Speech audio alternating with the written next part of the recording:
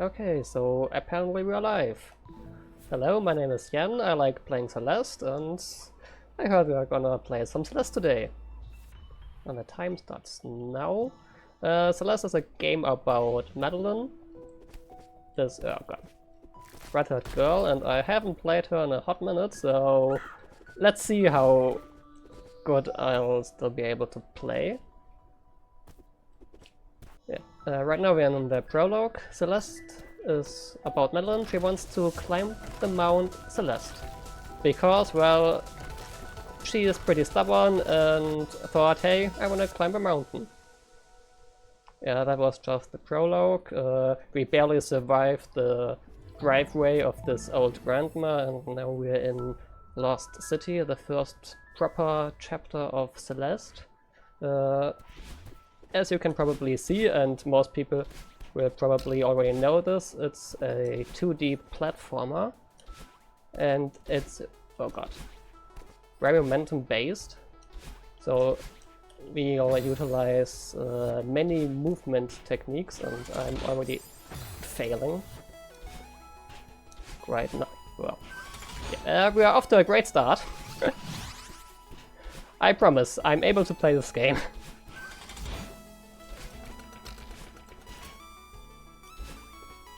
Even though it doesn't really look I can. But yeah, that's the whole point of this marathon, or at least that's what I heard, to be pretty unprepared.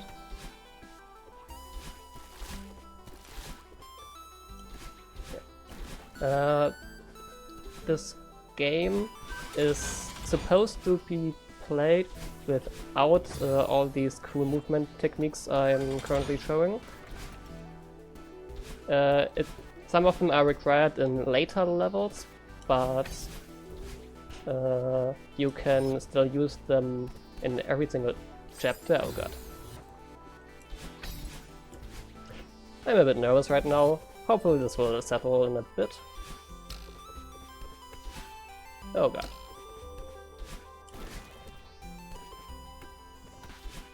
Okay, I think I haven't played chapter 1 this badly in quite a while. Yeah. But the first chapter is already done.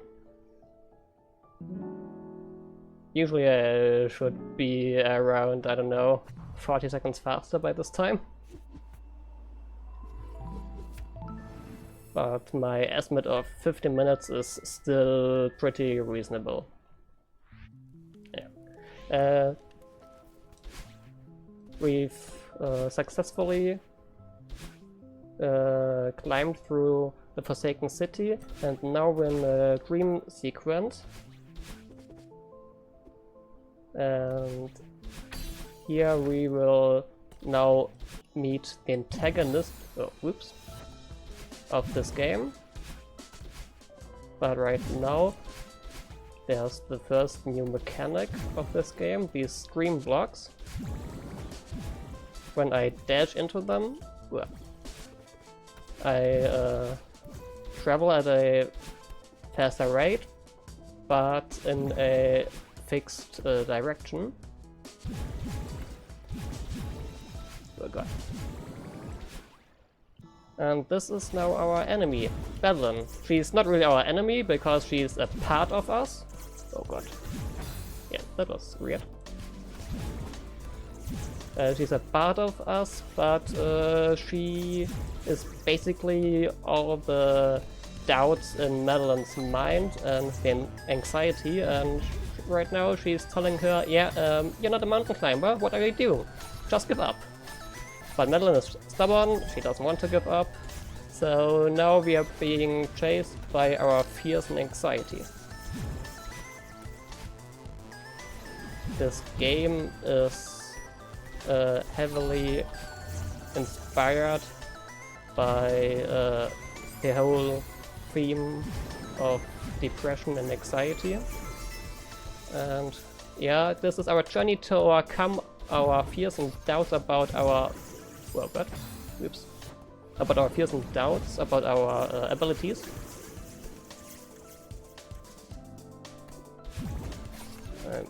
just gonna concentrate a bit. Oh god. Because failing this room is always a big time loss, and this is definitely not my greatest performance. But I don't think anyone is expecting world-class performance right now. And if you are, then I'm terribly sorry for what you have to see here. Yeah, we completed the dream chase, and now we are awake right now because it turns out this was just a bad dream, a nightmare. But soon we will find out this mountain has some weird properties, and this wasn't the last time we're gonna see Madeline, even though this is the last time we are asleep. The next chapter is the Celestial Resort. It's a hotel, and it's a bit, yeah, in the way of our journey to the peak. We don't want to stay here for long, so we're just gonna go in and ask the manager of the hotel if we can just take the back door and continue our journey. But yeah, he's a ghost. His name is Mr. Shiro, and he hadn't had a customer in ages, so he's trying his best to convince us to stay here. But this hotel is quite messy, and this is also again a property of the Celeste Mountain, because Mr. Shiro is the last staff member of this hotel, and he doesn't want to lose his good status as a noble establishment, and therefore he also still lives on as a ghost, trying to find customers, even though he's been dead for quite some time. This chapter is not really liked by casual players because it's a pretty big difficulty spike. It's very cycle heavy, and yeah, for most people that's a big hindrance, because when you want to go fast, it's very easy to miss all these cycles. Oh god.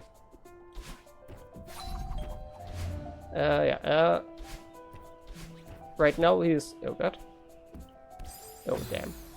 Right now he's a bit embarrassed. I have had the same dash twice in a row. Great. Right now he's a bit embarrassed because this whole hotel is a bit messy. And since he's right now a bit caught in his anxiety attack, we need to help him cleaning up. Because otherwise Madeline fears that he will just go even more insane, and that's not really helpful for us to get through this.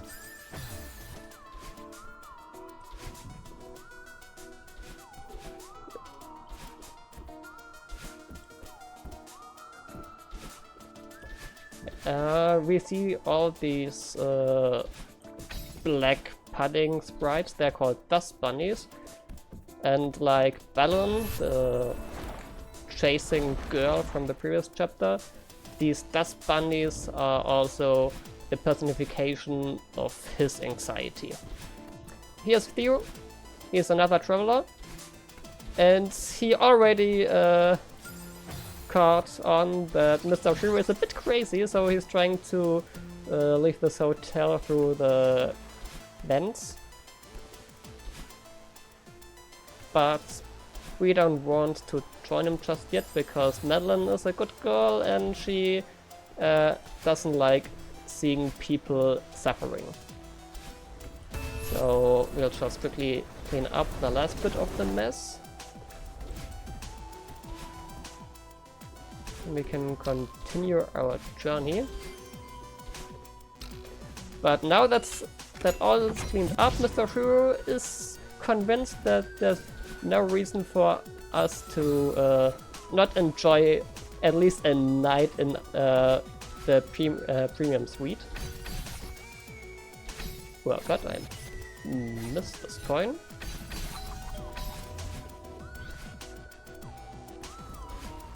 The way to the suite is still a bit hard to navigate, at least for a normal person. Good thing Madeline has a dash and can travel at supersonic speed.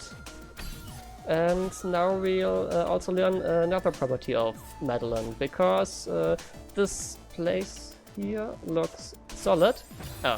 Almost had it first try, but we can do a kind of precise demo dash, because the hitbox of these connecting dust bunnies has a small enough gap that we can do a crouch dash right through it. So yeah, some of the sprites are not really dangerous, they are more or less a suggestion of the game. And yeah, now we are at the boss fight, because Madeline, our dark self, damn it, she appeared again, and she basically told Mr. Shiro that he's a lunatic, and we just helped him because we pity him so much, and now he sort of snapped and is very angry. Oh god, like it was a bit weird.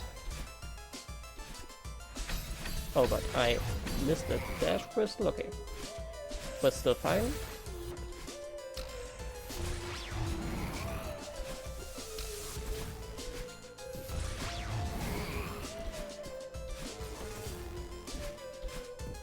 Okay, chapter 3 went a lot better than chapter 1 and 2. I'm still not on PB pace, but we are definitely getting better.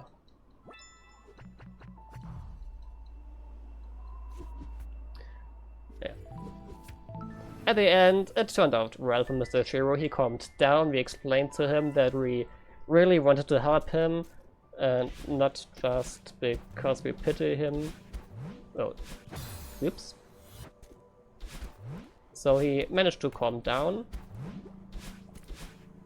And now we are at the next dawn. We're gonna meet Granny again.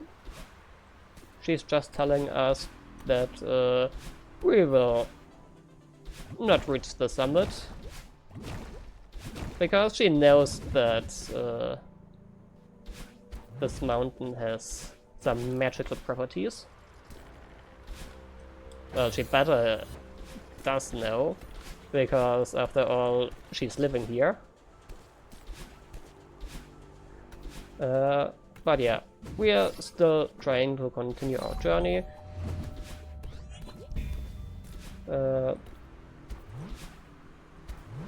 This chapter features some some new mechanics. Oops.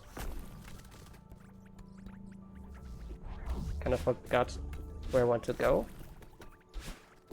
As you already saw, we now have these clouds we can jump on for some big jumps, and I'm failing this easy skip. And I died for no reason. That was fun. Yeah, this chapter features some clouds to do big jumps. Also these blocks that we can sort of control depending on these green sides. And a mechanic that most people, oops, failed their extended reverse. Mechanic most people don't really like, and I did not want to jump there, oops. Yeah, wind. Especially this wind facing against us. A very controversial mechanic.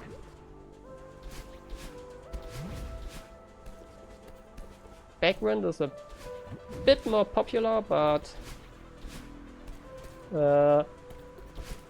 at least this chapter is for most people way easier than chapter 3 because we don't have cycles. Well, for the most part. There's some sort of cycling mechanic at the end, and we will reach that pretty soonish, because this chapter is quite short compared to, oops, chapter 3.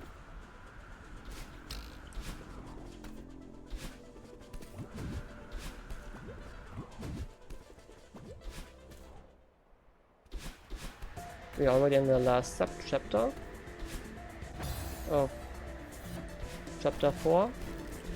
And now we'll encounter... Oh wait, no, we still have this room.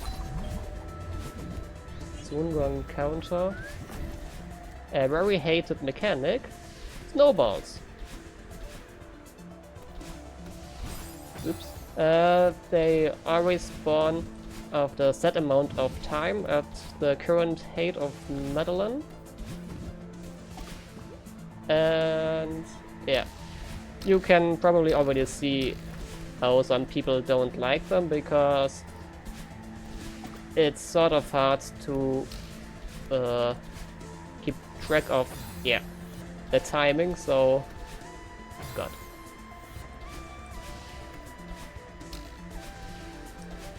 So you might be caught by one or two snowballs by surprise. Yeah. But luckily there are not that many screens with snowballs.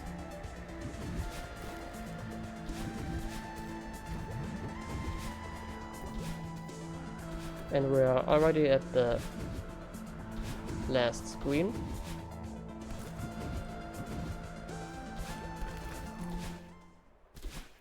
And now we'll enter my favorite chapter, the Mirror Temple.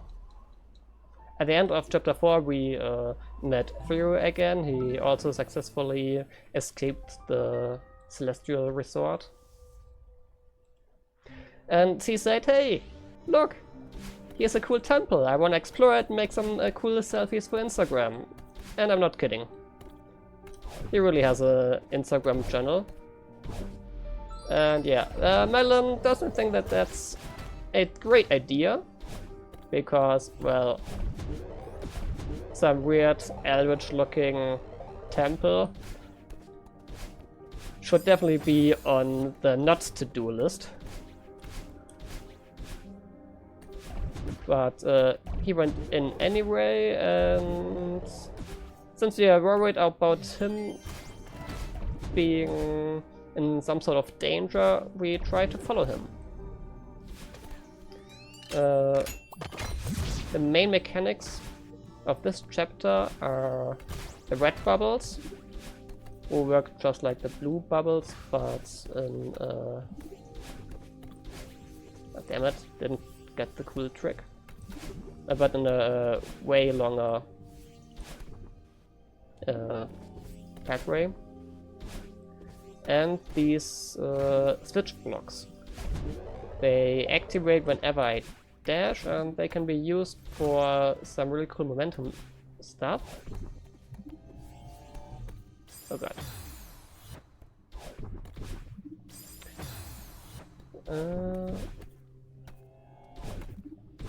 Yeah, that's how I want to do the room.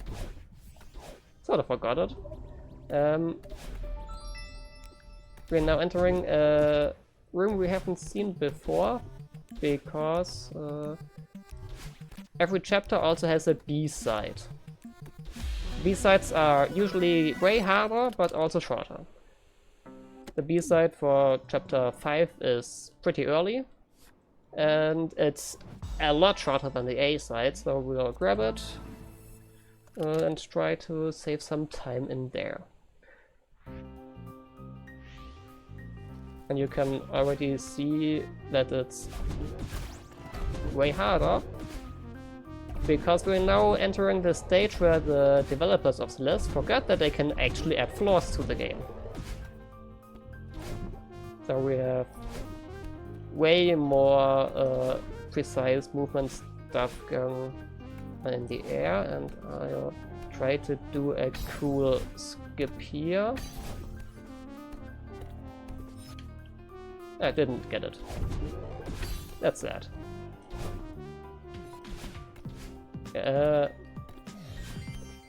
You could have input a precise wall kick right after the screen transition, but it's a 2-frame window. With that you would be able to drop down to the previous room, this one, and since there's no respawn point at the top, it would respawn you right here, and therefore you would have skipped the last 3 rooms entirely. We had to play them now because I failed, but it's only like, I don't know, 30 seconds, maybe even less. And we are back to having many cycles. That's always pretty scary, and here's the first big skip of this, or the second big skip, but the first one I pulled off of this chapter, and the third and last big skip. With these 2 skips we don't have to play the big part of the first half of this chapter. And soon we'll enter the second half, where we meet the other big gameplay feature of chapter 5, because we're now in the mirror worlds. This is an anxiety attack. That's why it looks a bit more like an Eldritch horror game. And there are these fun red things called Seekers. Come on. Ah, that was also not right. I want to bomb on your head, thank you. Yeah, they try to chase us, but we can just stomp on them like Mario does, and I need you for the dash, thank you. And they can be used to destroy these red blocks, or to collect the coins we need to well, remove the coin locks. Oh god, that was weird.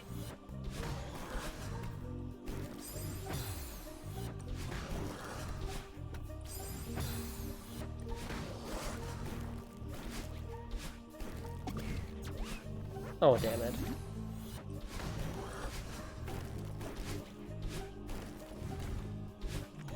And the last mechanic. We finally found Theo, but he is trapped in a weird crystal, and good thing Melon can just lift an 80-kilogram heavy man trapped inside a big crystal. But we can't dash while we grab him, and we are also a bit slower. Oh, I missed the button. But we can throw him. And I just died the same way again, great. But I don't like this room because I'm not good enough to always manipulate the Seekers to attack me the way I want them to attack me. because they don't have any RNG at all. So you can... Oh, you please be fast. Thank you. So yeah, you can 100% all the time, I missed the point, 100% all the time manipulate the Seekers to actually do exactly the stuff you want them to do. But yeah, as I said, I'm not good enough for that. Okay. Yeah, Theo is also doing some... I need to throw that a bit further, please. That was even worse. Theo is doing some third wall breaking stuff, commenting here the rooms. I did not want to throw it there. And we're at the end of the 5th chapter. Oh, whoops. Yeah. Theo said stuff like, this isn't canon, is it? Or, come on, this room is clearly impossible, but... Yeah, he's probably right with the first sentence, but it is clearly not impossible. Yeah. At the end, we managed to free Theo and escape the anxiety attack, and he also taught us a way to deal with anxiety attacks, and that's... well, I always forget that I need to go straight up to the next feather. We now have these feathers. They offer us complete free two-dimensional traveling. And our goal is to finally overcome our fears and doubts by confronting our bad side.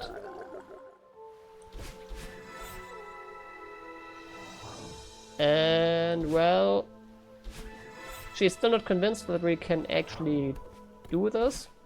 So she threw us down all the way to the bottom of the Mount Celeste, and now we try to catch her again to finally settle this debate that we are indeed a mountain climber and we can do this.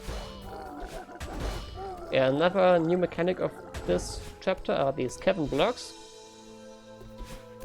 They're called cavern blocks because the... Come on, please. Get up there. The voice actor, who just makes these wah wah wah wah sounds, oops, is called Kevin.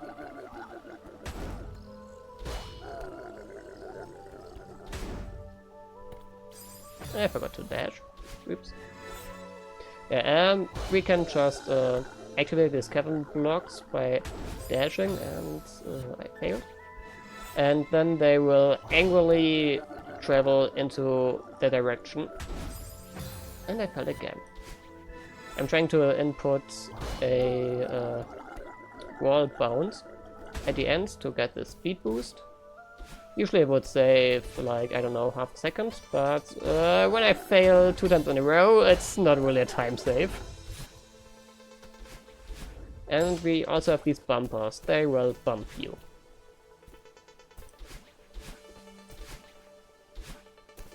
That's about it. They named them pretty accurately.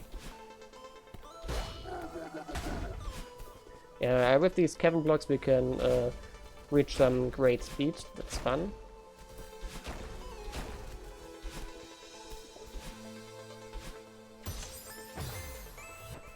During a good any percent run you would also collect the B side here as well, oops, because it saves a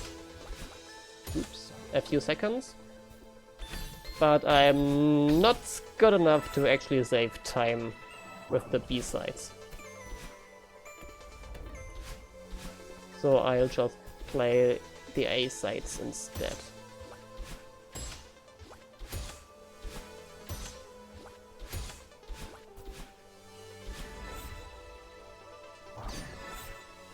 And we are getting pretty close to the second half of this chapter, where we'll finally confront Battleon.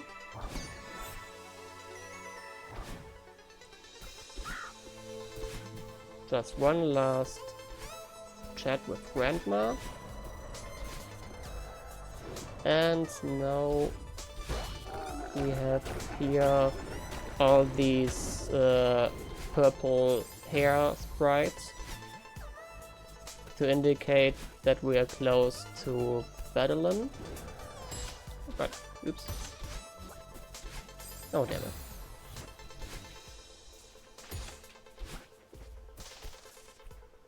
I'm really bad at memorizing the paths, so I tend to get lost here from time to time, especially since I haven't played this game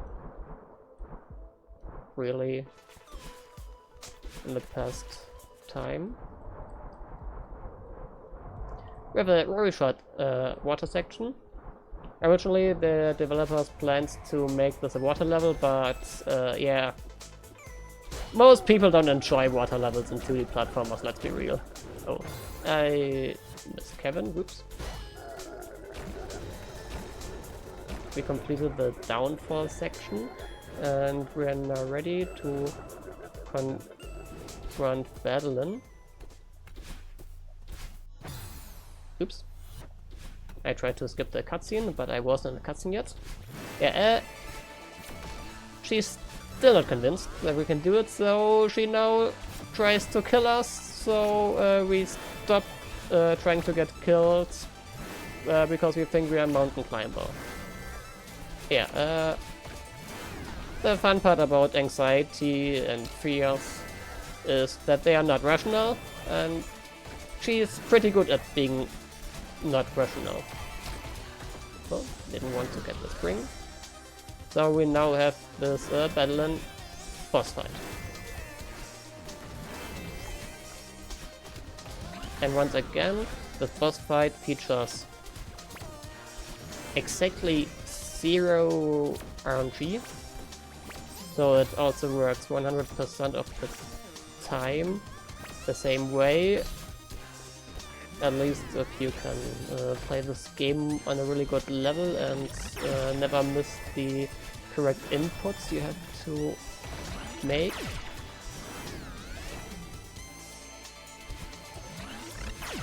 Oops.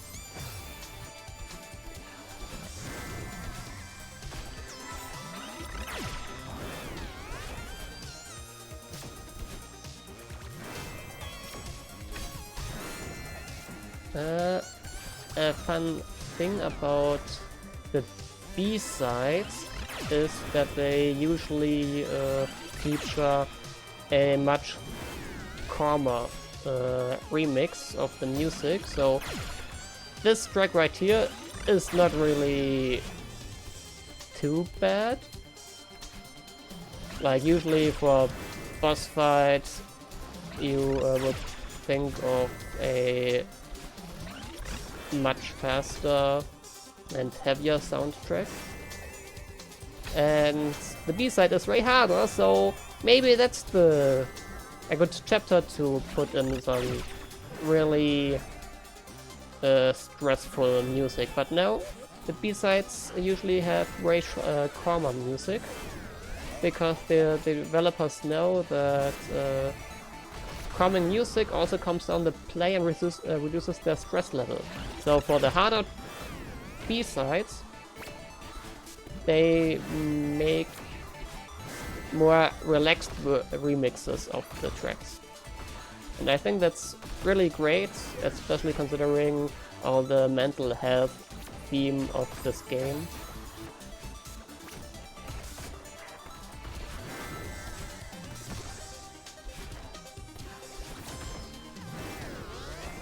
We're close to finishing the first part of the battle.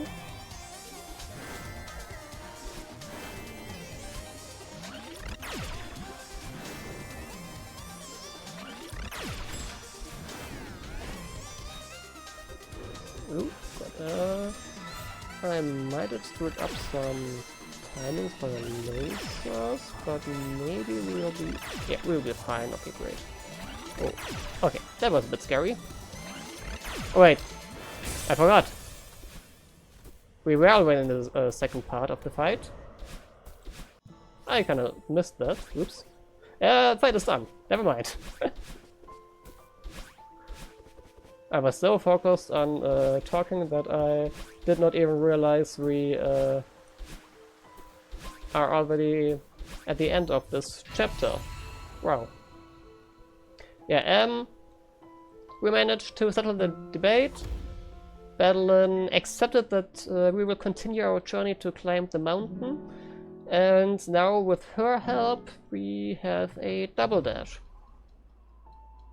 And now we will take on the summit. This is the final chapter of the game. I should be done in around 12-13 minutes.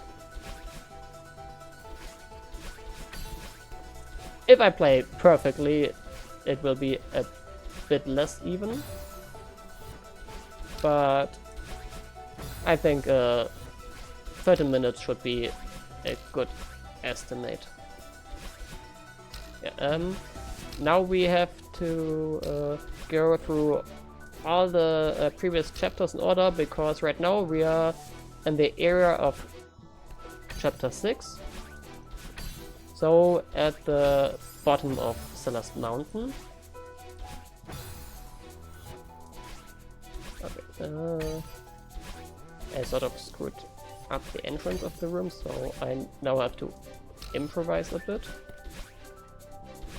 And at the end of each big checkpoint we now have Madeline helping us. And with her help we will reach the summit in pretty short time. We're now at the 500 meters checkpoint. That's Forsaken City again.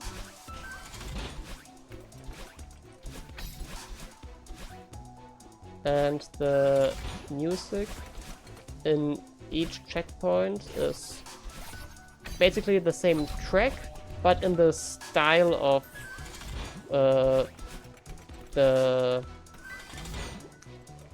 actual chapter. So right now we have the style of chapter 1 playing of the chapter 7 soundtrack. And we're close to the end of 500 meters. And we enter 1000 meters now. So the dream blocks are back, even though we are not streaming anymore right now. But it's never wrong to dream.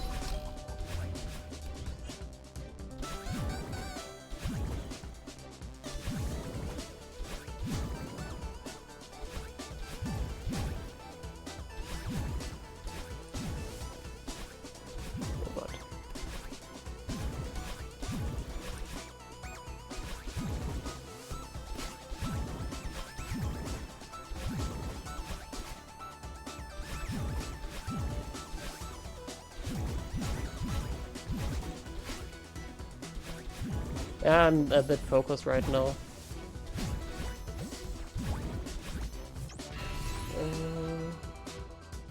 Oh god. I skipped the cutscene too early and now I respawned. That's always funny. I need to wait until Balin actually leaves my body.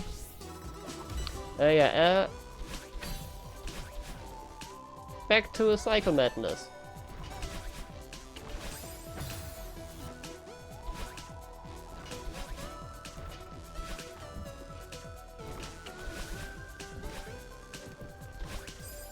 But at least we won't have to deal with a Mr. Shiro boss fight, because, well, he's already calmed down. So it's just the dust bunnies. Cool. That was close.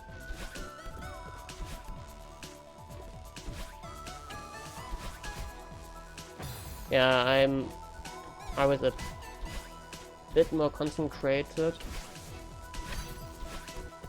during these long rooms, and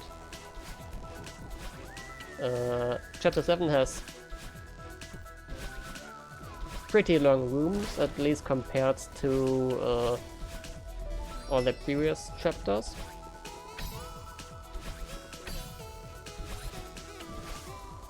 So it's always a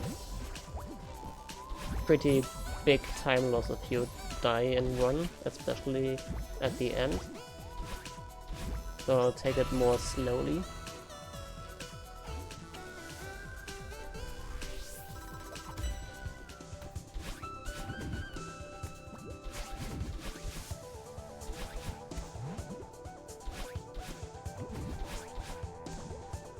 But these screens are still rather short when you compare them to the last chapter, because any percent is just about finishing the base story.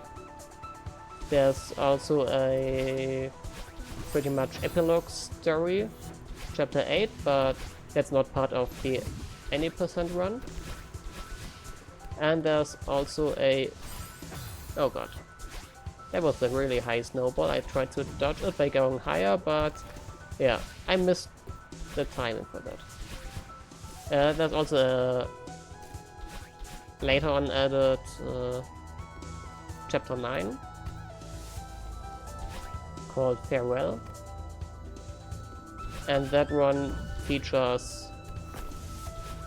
oh, good thing I brought the block. And that one features way longer rooms. And chapter 9 is also very hard to play compared to the rest of the game, because for chapter 9 you actually need to learn the wave dash. That's one of the main movement techniques I use all the time already. But for the whole base game, it's just some optional way to complete this game faster.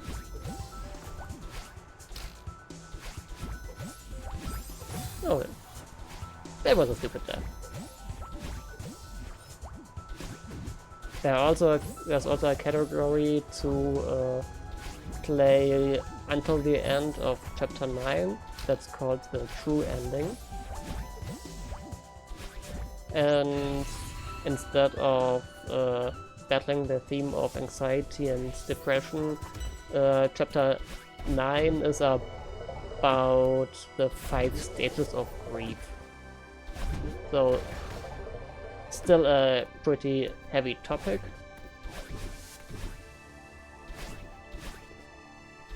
But in my opinion, Celeste manages to get the right message through very good. With a nice little skip here, we can do some spike jumps and then a quick start to save just a bit of trouble, because dying is a bit faster than walking in that room once you've collected the key. Don't try to test home, please.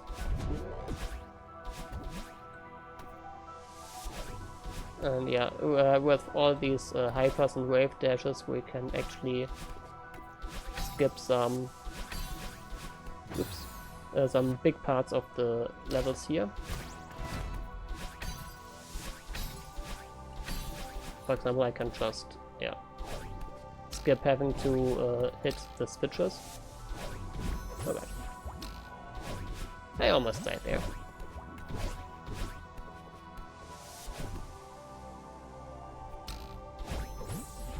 Okay, and with that, we hopefully have completed the last revisit of the previous chapters, and now we are on the final stretch to the summit.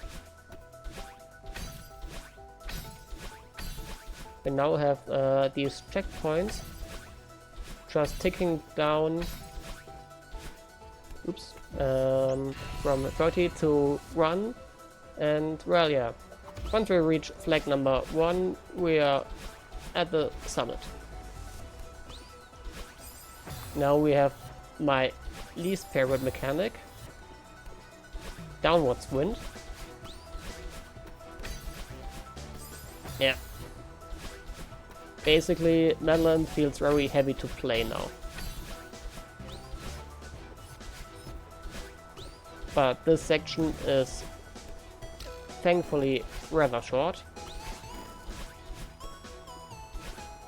And with wall bounces and wave dashes you can also skip many of the long climbing sections you would usually do to get through all these spikes.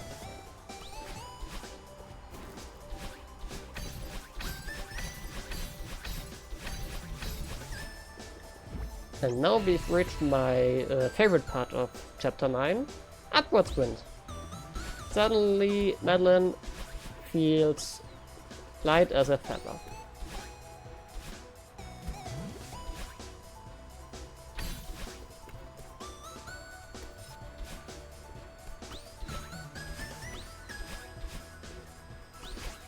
That's why we can also really zoom through some of these sections.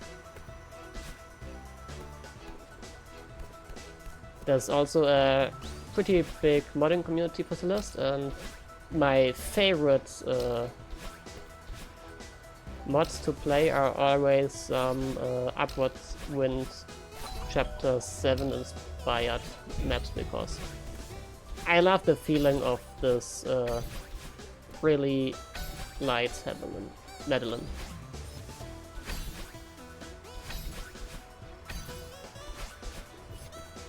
And we should reach the summit within the next 2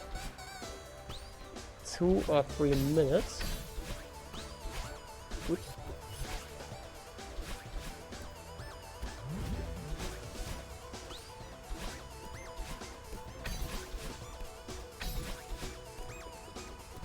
This is the final stretch.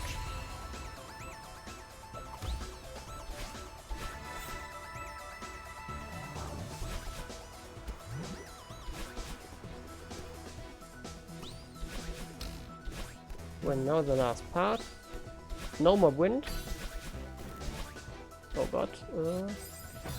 Okay, I was hoping that maybe the blocks would respawn quick enough.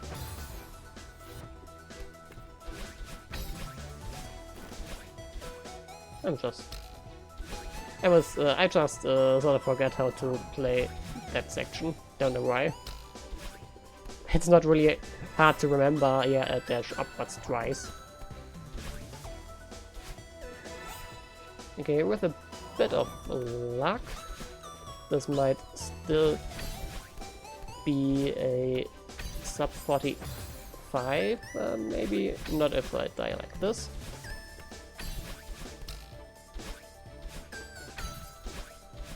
I would be pretty happy with a sub 45, considering I haven't practiced this, and yeah, looks good. Well, a sub 45 in-game time, of course. We have time. How do I stop the timer? I don't... Yeah, consider that timer stopped. I don't know on what key I put the stop. But yeah, that was Celeste. We're now in the epilogue, and we enjoy our nice berry cake, but we haven't collected many berries. So it's a rather sad picture. Yeah, I hope you had fun. I loved being on here. It was great.